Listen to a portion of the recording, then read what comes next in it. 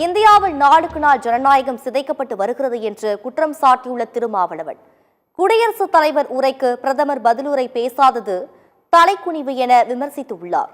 சென்னை விமான நிலையத்தில் விடுதலை சிறுத்தைகள் கட்சித் தலைவர் தொல் திருமாவளவன் செய்தியாளர்களை சந்தித்தார். எதிர்க்கட்சித் தலைவர் எதிர்க்கட்சிகளை பேசவிடாமல் தடுத்து பதற்றத்தை உருவாக்கி ஆளும் கட்சியினர் மட்டுமே கூடி தீர்மானத்தை நிறைவேற்றியுள்ளனர் என கூறினார். ஜனநாயக படுகொலை அரங்கேற்றப்பட்டு வருகிறது என்றும் அமெரிக்க அதிபர் டிரம்ப் மோடி இடையேயான உறவு குறித்து நாடாளுமன்றத்தில் எதிர்க்கட்சிகள் கேள்வி எழுப்புவார்கள் என்பதால் அவர்கள் பேசவிடாமல் தடுத்துள்ளனர் என விமர்சித்தார்.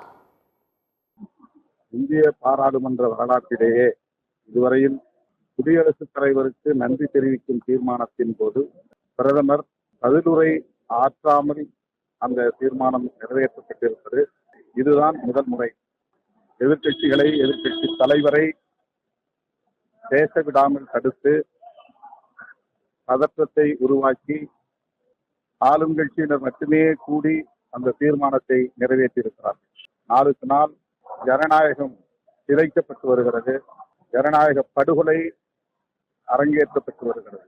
அமெரிக்க அதிபர் டிரம்ப் அவர்களுக்கும் நம்முடைய நாட்டின் பிரதமர் அவர்களுக்கும் இடையிலான உறவுகள் குறித்தும் இன்னும் பிற பிரச்சனைகள் குறித்தும் நாடாளுமன்றத்தில் எதிர்க்கட்சிகள் கேள்விகளை எழுப்புவார்கள் என்கிற காரணத்தினால் எதிர்க்கட்சியினரை பேச விடாமல் தடுக்கிற உத்தியை ஆளும் தரத்தை சார்ந்தவர்கள் கையாண்டார்கள். இப்போது பிரதமரே பதிலுரை ஆற்றாத நிலை ஏற்பட்டுள்ளது.